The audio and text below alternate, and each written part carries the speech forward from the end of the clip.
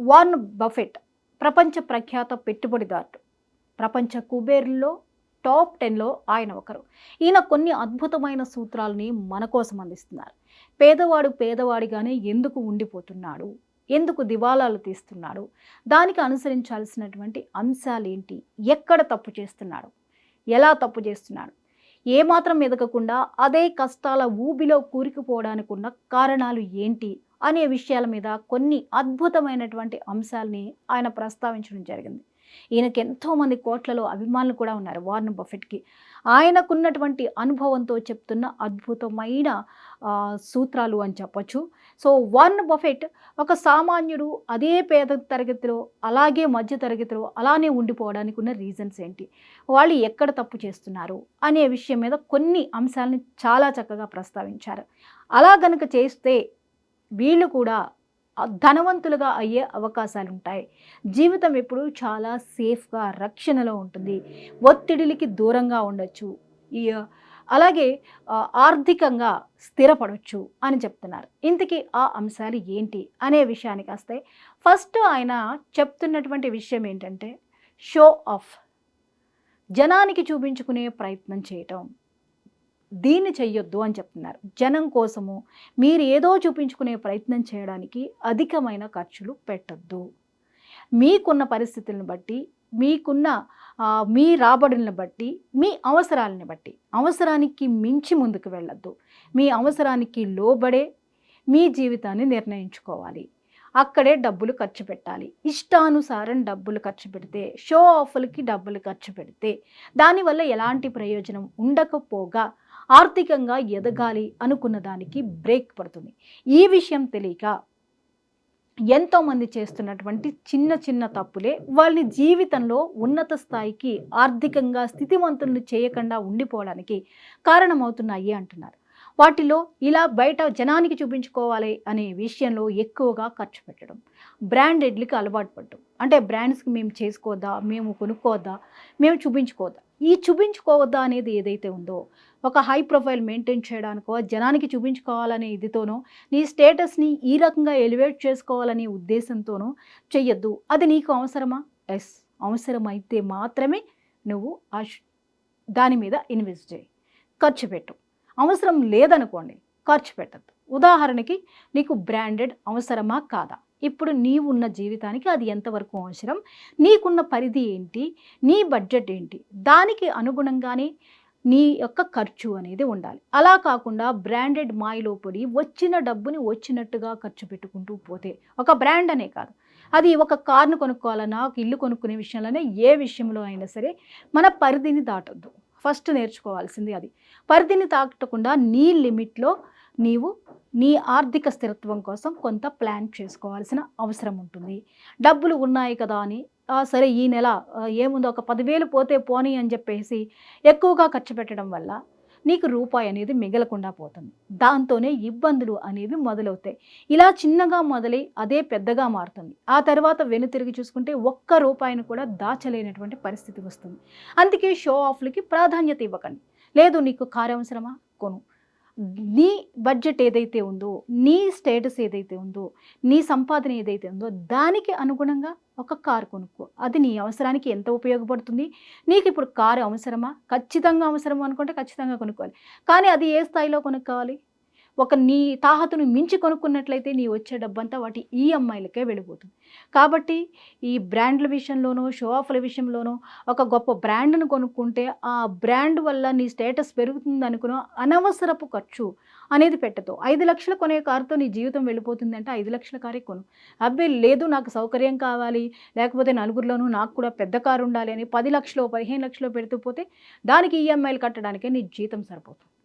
కాబట్టి నీ లిమిట్ ఏదైతే ఉందో దాన్ని దాటకుండా నీవు నీ జీవితాన్ని నిర్ణయించుకోవాలి. నువ్వు ఏది కొన్నా ఆ పరిధిని దాటొద్దు. షో ఆఫ్ అనే దాన్ని నీ జీవితం నుంచి తీసేసి నీకు అనుగుణంగా చక్కగా ప్లాన్ చేసుకుని ఒక రూపాయి వెనక్కి వేసుకుంటూ ముందుకు వెళితే ఎటువంటి ఇబ్బందులు లేకుండా సాగిపోతుంది జీవితం. లేకపోతే ఏదో ఒకరోజు దివాలా తీసే పరిస్థితులు కూడా వస్తాయి. ఇలాంటి పరిస్థితులు రావడానికి కారణాలు కూడా అవే అని ముందర షో ఆఫ్‌ని తగ్గించమన్నాడు బఫెట్. ఇక మరో విషయం, క్రెడిట్ కార్డ్స్. సామాన్యులకి అత్యంత ఎక్కువగా వాడేది క్రెడిట్ కార్డ్స్ని.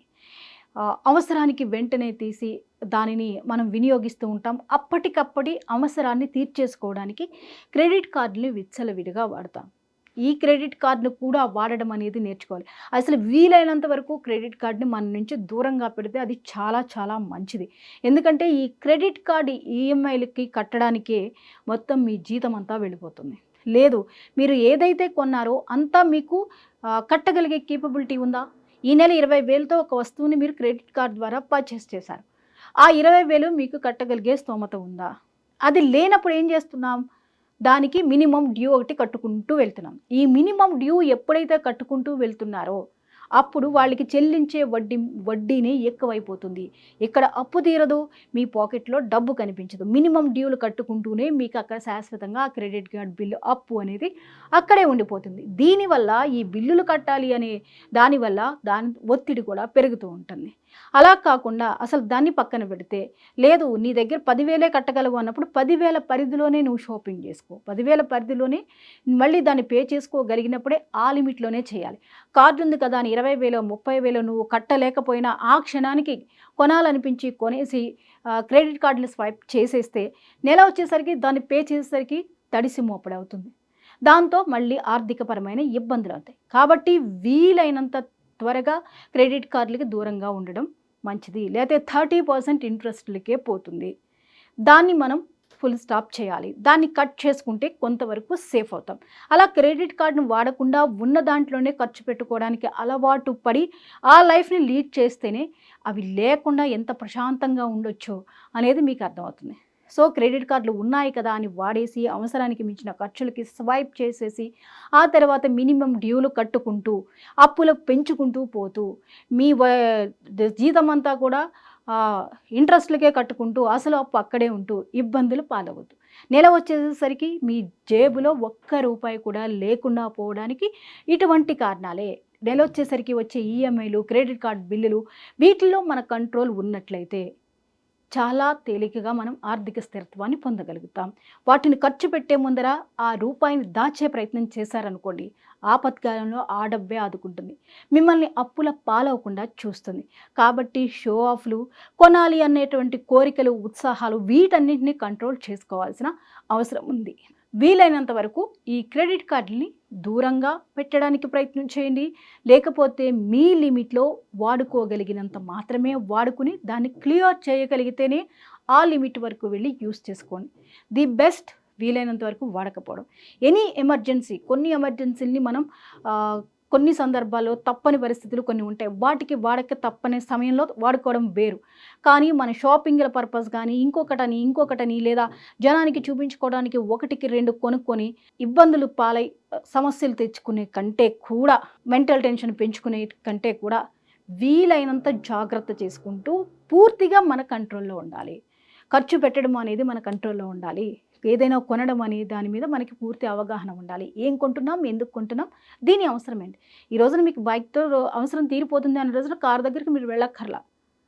ఎందుకంటే ఆ ఈఎంఐ ఖర్చులన్నీ మిగులుతాయి. దాని మెయింటెనెన్స్ పెరుగుతుంది. ఎప్పుడైతే ఒక వస్తువుని హై లెవెల్‌లో మనం తీసుకుంటూ పోతామో దాని మెయింటెనెన్స్ పెరుగుతుంది. దాంతో మీ ఖర్చు ఇంకా పెరుగుతుంది. ఒక వస్తువుని ఇంటికి తెచ్చుకున్నాము అంటే సరిపోదు. షో ఆఫ్‌లు చేయడం కోసం వస్తువులు తెచ్చుకున్నామంటే సరిపోదు. దాని మెయింటెనెన్స్ కూడా చాలా ఎక్కువ ఉంటుంది. దాన్ని కూడా మనం తట్టుకునే కేపబిలిటీ మనకుండాలి. అలాగే ఇంకొకటి ఏంటంటే, జీతాలు పెరిగిందనుకోండి. సరే జీతం పెరిగింది కదా, దాని ఖర్చులో మనం ఇంకొకటి ఏదన్నా కొందామని ప్లాన్ చేసుకుంటాం. అలా పెరిగిన జీతాన్ని దాచడానికి ప్రయత్నించండి. ఇంకెక్కడో కొని మీ రేంజ్‌ని చూపించుకోవడానికి అనవసరపు ఖర్చు, అవసరం లేని ఖర్చు మీద పెట్టి ఇబ్బంది పడే కంటే, మిమ్మల్ని మీరు ఆర్థికంగా ఎదగకుండా చేసుకునే కంటే, పెరిగిన జీతాన్ని ఎక్కడ పొదుపు చేస్తే మనకి ఇంకొక రూపాయి పెరుగుతుంది అనేది ఆలోచించి మీరు ఇన్వెస్ట్ చేస్తే బాగుంటుంది. పెట్టుబడులు పెట్టండి. ఆ పెట్టుబడి పెట్టేది మిమ్మల్ని ఆర్థికంగా ఇంకొంచెం పెంచే దానిలో పెట్టండి. ఖర్చు పెట్టకండి. జీతం పెరిగింది కదా అని ఖర్చు పెట్టడం కంటే దాన్ని దాచి లేదా దాన్ని ఎక్కడ ఇన్వెస్ట్ చేస్తే మంచిదో అక్కడ ఇన్వెస్ట్ చేస్తే చాలా చాలా మంచి ఫలితాన్ని మనం పొందొచ్చు. ఇంకొకటి, ఇల్లు ప్రతి ఒక్కరికి మంచి ఇల్లు కొనుక్కోవాలి అనుకుంటారు. ఎస్, వీటి విషయంలో కూడా మనం ఉన్న కుటుంబ సభ్యులం ఎంతమంది, మనకున్న పరిధి ఏంటి, మనకి డబుల్ బెడ్రూమ్ అవసరమా, ట్రిపుల్ బెడ్రూమ్ అవసరమా, విల్లా అవసరమా? అంటే నీకున్న నీడ్ ఏంటి? ఆ నీడ్‌ని గుర్తుపెట్టుకొని ఇల్లు కొనుక్కోవడం వల్ల ఉపయోగం ఉంటుంది. అంతే కదా! లేతే పక్కవాడు ట్రిపుల్ బెడ్రూమ్ కొన్నాడని నేను విల్లా కొనాలి అనుకుంటే అది పిచ్చితనం అవుతుంది. ఎందుకంటే దాన్ని మెయింటైన్ చేసే శక్తి సామర్థ్యాలు మనకు ఉండగలగాలి. ఫస్ట్ మన శక్తి సామర్థ్యాలు చాలా అవసరం. మనకున్నటువంటి ఆర్థిక స్థితిగతుల్ని మనం చాలా దృష్టిలో పెట్టుకోవాలి. ఇప్పుడు కాకపోతే ఎప్పుడు కొంటామని చకచకా నిర్ణయాలు తీసుకోవడం వల్ల దాన్ని మెయింటైన్ చేసే శక్తి మనకుండదు. ఒక సింగిల్ బెడ్రూమ్ ఇల్లు మెయింటైన్ చేయడం వేరు, దాని నుంచి డబుల్ బెడ్రూమ్, దాని నుంచి ట్రిపుల్ బెడ్రూమ్ ఇలాగ మనం పెరుగుతున్న కొద్దీ దాన్ని మెయింటైన్ చేయడానికి అయ్యే ఖర్చు కూడా పెరుగుతూ ఉంటుంది. అయితే వాటిని మనం తట్టుకోగలమా? ఒక అందమైన ఇల్లు కనిపించింది, చాలా బావుంది. సరే ఏదో ఒకటి చేసి మనకున్న దీనిని సాలరీని బట్టో, పే స్కేల్‌ని బట్టో, లేకపోతే మనకొచ్చే కొంత ఆదాయాన్ని బట్టో ఇందులో పెట్టేసి దీన్ని కొనేద్దాం ఒక పెద్ద ఇల్లుని, మనకి స్టేటస్ సింబల్‌గా చాలా బావుంటుంది అని చెప్పి కొనేయడం వల్ల ఎంతవరకు ఉపయోగం ఉంటుంది? నువ్వు అంత పెద్ద ఇల్లుని కొనడం నీకు ఆ టైంలో ఎంత అవసరం? అది నీడా? కొను. కానీ అది చూపించుకోవడానికో, నీ స్టేటస్ సింబల్ అనే దానికి ఎక్కువ ప్రాధాన్యత ఇవ్వద్దు అంటున్నారు బఫెట్. దానివల్ల ఇబ్బందులు ఎదురవుతాయి. దానికి ఖర్చు పెరుగుతుంది, మెయింటెనెన్స్ పెరుగుతుంది. వెనక్కి తిరిగి చూసుకుంటే ఏమీ ఉండదు. నెలొచ్చేసరికి దానికి సంబంధించిన ఖర్చులే ఎక్కువగా ఉంటాయి. ఇవన్నీ మళ్ళీ గుదిబండగా మారతాయి. అప్పుడు వాటిని ఫేస్ చేసే శక్తి సామర్థ్యాలు మనకు ఉండకపోగా అప్పులు అనేవి పెరుగుతూ ఉంటాయన్నమాట. సో అందుకని బఫెట్ చాలా ముఖ్యమైన విషయాల్ని చెప్పడం జరిగిందన్నమాట. సో ఇలాంటి జాగ్రత్తలు తీసుకోవాల్సిన అవసరం ఉంది. ఇకపోతే ఉద్యోగం చేయడము, ఉద్యోగం సంపాదించుకోవడము, ప్రమోషన్స్ రావటము ఇది ఒక ఎత్తు. ఇంకా బాగా ఎదగాలి అనుకునేటప్పుడు వ్యాపారం చేయాలి అనుకునేవారు. వ్యాపారం ఎందులో చేస్తారు? వారెవరికో లాభం వచ్చిందని అందులో చేస్తారా? లేకపోతే మీకు ఏది తెలుసో అందులో చేస్తారా? ఇక్కడ ఖచ్చితంగా చెప్తున్నారు, మీకు తెలిసిన దాంట్లోనే పెట్టుబడి పెట్టండి. తెలియని దాని జోలికి వెళ్ళొద్దు. తెలియని దాని జోన్కి వెళ్ళి అక్కడ ఎంత ఖర్చు అవుతుందో తెలీదు, దాన్ని ఏం చేయాలో తెలీదు, వ్యాపారాన్ని ఎలా పైకి తీసుకురావాలో తెలీదు. అవగాహన లేని వాటిలో లాభాలేవో వచ్చేస్తాయన్న తొందరపాటు నిర్ణయాలు తీసుకోవద్దు. మీకు తెలిసిన చోట, అనువైన చోట పెట్టుబడులు పెట్టండి, వ్యాపారాలు చేయండి. మీకు అనువు కాని చోట మీ శక్తికి మించి, మీ సామర్థ్యాన్ని మించి పెట్టుబడులు పెట్టొద్దు అని సూచించడం జరిగింది. సో దీనివల్ల ఏంటంటే మనకి ఎక్కడైతే గ్రిప్ ఉందో అక్కడ కనుక మనం పెట్టుబడి పెడితే ఈజీగా సక్సెస్ అవ్వగలుగుతాం. ప్రతి ఒడిదుడుకుల్ని తట్టుకోగలుగుతాం. వ్యాపారాన్ని వృద్ధి చేయాలి అంటే మనకు అవగాహన అనేది చాలా ముఖ్యం. మనకి తెలియని దాంట్లో పెట్టుబడి పెట్టి ఎవరి మీదో ఆధారపడి వారి చెప్పినట్టు చేసుకుపోతూ చివరికి అసలు ఆ వ్యాపారం ఎటు వెళ్ళిపోతుందో తెలియని అయోమయ పరిస్థితుల్లో పడి సమస్యలను కొని తెచ్చుకుని మళ్ళీ అప్పుల పాలయ్యే కంటే ఎదగాలి అనుకున్నప్పుడు, కొన్ని సాధించాలి అనుకున్నప్పుడు మనకి అవగాహన అనేది ముఖ్యం. నువ్వు దీన్ని సాధించగలవు అనుకున్నప్పుడు నీకు దాని మీద చాలా అవగాహన ఉంది. నీకు అవగాహన ఉన్న చోటే పెట్టుబడి పెట్టి, లేని చోట పొరపాటును కూడా పెట్టొద్దు అనేది ఆయన మరొక సలహా ఇవ్వటం జరిగింది. సో తెలియని చోట పెట్టుబడులు పెట్టకండి, తెలిసిన చోట మాత్రమే పెట్టండి. ఇంకొకటి జూదం. ఇప్పటికిప్పుడే ఏదో సంపాదించేద్దాం, ఏదో సాధించేద్దాం అని కష్టపడి సంపాదించిందో లేకపోతే మీకున్న ఆ సంపదను వేరే చోట పెట్టి ఏదో సాధించేద్దామని మీరు లాటరీల జోలికి వెళ్ళొద్దు. జూదాలు, లాటరీలు వెరీ డేంజర్. వీటి జోలికి పొరపాటును కూడా వెళ్ళకండి. దాని మీద మీరు కట్టే పన్నుల విషయం మీకు తెలీదు. దాని ఎఫెక్ట్ చాలా ఎక్కువ ఉంటుంది. పొరపాటును కూడా జూదాల జోలికి వెళ్ళొద్దు, పందాల జోలికి వెళ్ళొద్దు, లాటరీల జోలికి వెళ్ళొద్దు అని చెప్పి వార్న్ చేయడం జరిగింది. సో ఇలాంటి విషయాలన్నింటినీ పరిగణనలోకి తీసుకుని ఒక సామాన్యుడు తన జీవితాన్ని కనుక చాలా ప్రణాళికాబద్ధంగా ముందుకు తీసుకొని వెళితే అనుకున్నది సాధించవచ్చు. లేకపోతే దివాలా తీసేయడం గ్యారెంటీ. అందుకే ఎన్నో రకమైన ఆర్థిక ఇబ్బందుల్లోకి కూరుకుపోతున్నారు.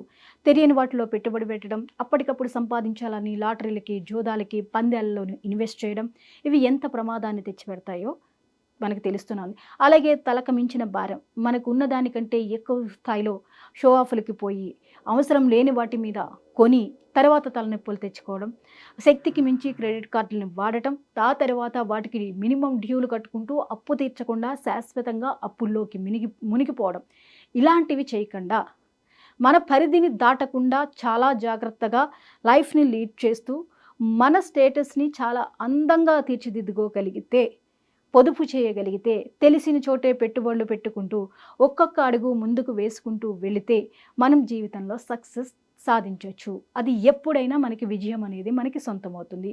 ఈ క్యాలిక్యులేషన్ లేకే అందరూ కూడా ఒత్తిడికి గురవుతున్నారు. అప్పుల పాలవుతున్నారు. సమస్యలను తెచ్చుకుంటున్నారు. శక్తికి మించి ఆలోచించి నిర్ణయాలు తీసుకోవడం వల్లే అప్పుల పాలై దివాలాలు తీసే పరిస్థితి వస్తోంది. సో, వారన్ బఫెట్ చెప్పినటువంటి ఈ ముఖ్యమైన అంశాల్ని గనక ప్రతి సామాన్యుడు, పేదవాడు అనుసరించినట్లయితే ముందర మనం ఎక్కడ ఎంతవరకు మన జీవిత పరిధిని నిర్ణయించుకోవాలి, ఎలా మన లైఫ్‌ని లీడ్ చేయాలి అనేది మనకి అర్థమవుతుంది. అప్పుడు ఎలాంటి ఒడిదుడుకులు వచ్చినా గానీ తట్టుకోగలుగుతాం. రేపు కరోనా లాంటి సమస్యలు వచ్చినప్పుడు ఆదాయం లేకుండా అందరూ ఎక్కడికక్కడ లాక్ అయిపోయాం ఒకప్పుడు. సో, అలాంటి పరిణామాలు వచ్చినా నీకు ఎలాంటి ఇబ్బంది లేకుండా ఉండాలి అంటే నువ్వు ఆర్థికంగా బలంగా ఉండాలి. ఆ బలంగా ఉండాలి అంటే మనం తీసుకునే నిర్ణయాలే ముఖ్యం కాబట్టి ఎప్పుడు ఎలాంటి సంక్షోభాలు వచ్చినా, ఎలాంటి సమస్యలు వచ్చినా, ఏం జరిగినా మనం ఆర్థిక స్థిరత్వాన్ని పొందగలగాలి. ఆర్థికంగా బలంగా ఉండాలి అంటే మనం తీసుకునే నిర్ణయాలు మనకి పరిధిని మించి తీసుకోకుండా పరిధిలోనే ఉంటూ, పొదుపు చేస్తూ, అవసరమైన చోటే ఇన్వెస్ట్ చేస్తూ ముందుకెళితే విజయం మన సొంతం అవుతుంది.